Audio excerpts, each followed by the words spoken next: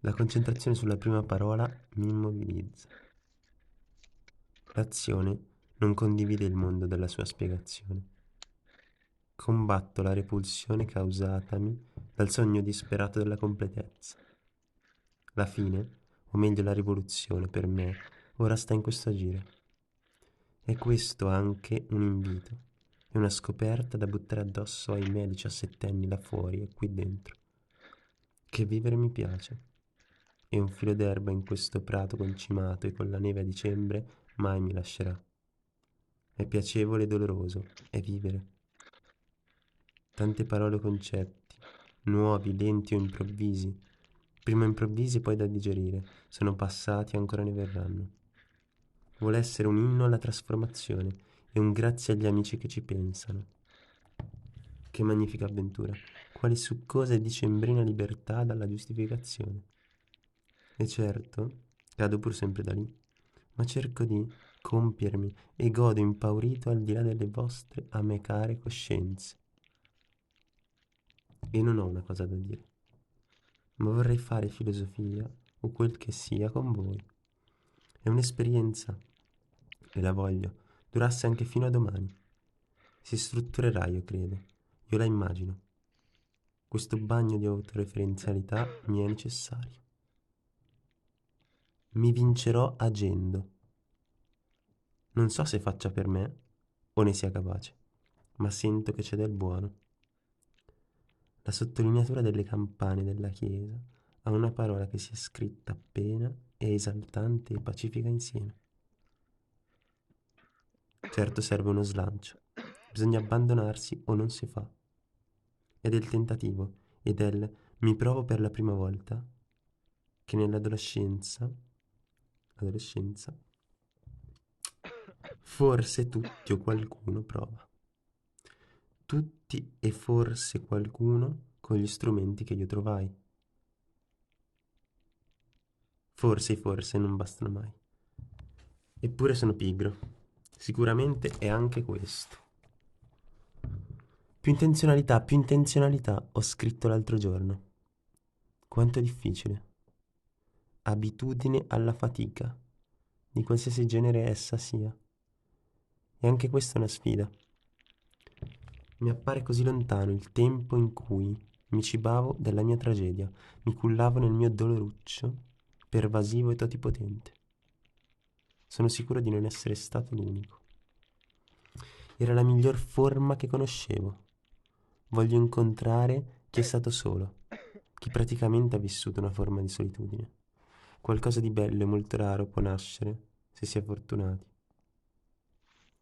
Su questo prato concimato sono felice e mi sento di condividere certi pensieri che ritengo possono essere utili in 1000 modi, se arrivano, per caso più o meno, al momento giusto. E poi la fragilità è importante. A volte penso che si possa ridere di tutto questo perché la vita degli altri appare pasciuta e perfetta. Io non voglio ridere perché non so aiutare. È esattamente ok, così è come appare, avrà un senso.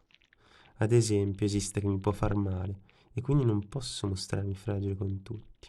Già, il mio era un sogno utopico e forse come ogni utopia non davvero desiderabile. A un come stai avrei voluto rispondere indiscriminatamente quello che sentivo. E chiaramente la risposta in adolescenza non poteva mai essere davvero bene. Avevo bisogno d'affetto e di amici. Li ho trovati. Non credo che tutto si possa ridurre a questioni di psicologia. Mi sono io stesso scontrato contro l'assenza completa di filosofia di quella psichiatria che voleva risolvere tutto con un farmaco. Avevo le gote in fiamme, esigevo discorsi. Li trovai nei libri e pian piano in qualche affinità elettiva. Il rapporto con il suicidio era fantastico. In fondo sapevo bene che non mi sarei mai suicidato, ma non volevo ammetterlo, me ne vergognavo. Pensavo che l'unica azione coerente al mio pensiero sarebbe stata proprio quella. Ed era così. Non bastava essere muti, giacché una forma, vivendo, sempre portavo. Mi affascinava Carlo Michelstetter. Mi iscrissi a filosofia senza pensare a ciò che avrei fatto dopo, perché un dopo per me non doveva esserci. Mi sarei suicidato a 23 anni. Ora ne ho 22, ho cambiato idea. Ma già allora, come dicevo, lo sapevo. E la domanda tormentosa rimane questa. Che fare? Che fare del mio corpo, del mio tempo, di questa vita? Cerco di rispondere vivendo, la mia vita sarà la risposta. Le grandi rivoluzioni le devo agli incontri, uno su tutti, e ai luoghi. Il viaggio è vitale, spesso l'ho pensato illusoriamente come tamponamento e soluzione permanentemente temporanea al disagio. L'opposto del chiudersi in una stanza, come se lo scorrere senza meta di cose, natura, persone mi potesse salvare. Un costante fuggire, che per una forza centrifuga avrebbe allontanato la nebbia dal disagio. Scusate. Un costante fuggire che per una forza centrifuga avrebbe allontanato la nebbia del disagio e per una forza centripeta avrebbe reso i volti, gli alberi, l'aria, il cielo e le mie mani eterni istanti di una gioia che prima di arrivare spera che il cuore non regga e che tutto possa finire. Budapest.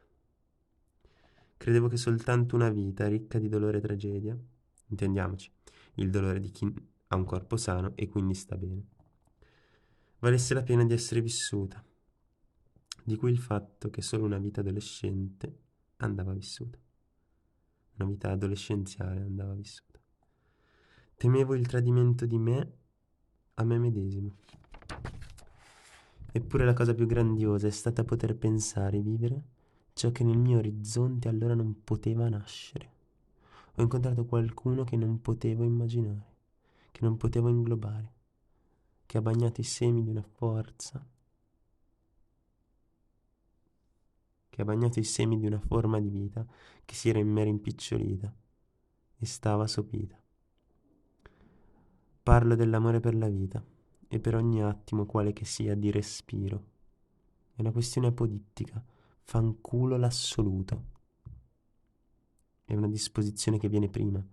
Io ero cieco di fronte a questo, non avevo conosciuto Wittgenstein, non capivo che soluzione e problema erano mescolati. Mi fermavo e costruivo e credevo solamente alla parola. Quali danni la volontà di perfezione e di ideale. Fanculo l'ideale, fanculo la perfezione. Mi chiamavano perfettino. Qualcuno forse qualcosa può riconoscere in queste parolissime, dato che non voglio dire parolacce.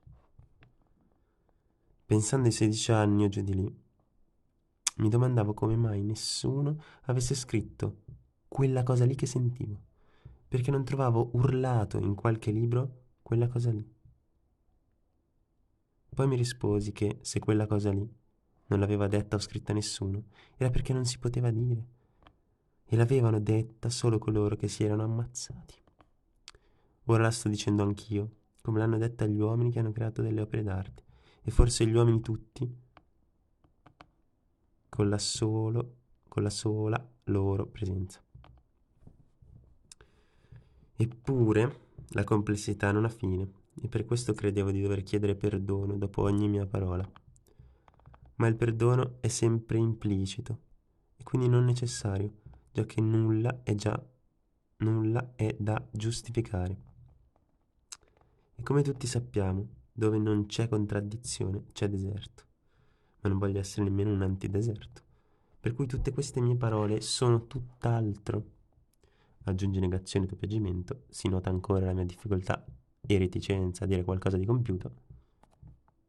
Per cui tutte queste mie parole sono tutt'altro che un esperimento, un gioco, una nuova pratica in cui voglio avventurarmi, un tentativo di portare quella cosa lì a qualcuno che ne possa beneficiare, come forse ne avrei beneficiato io se le avessi sentite anni fa.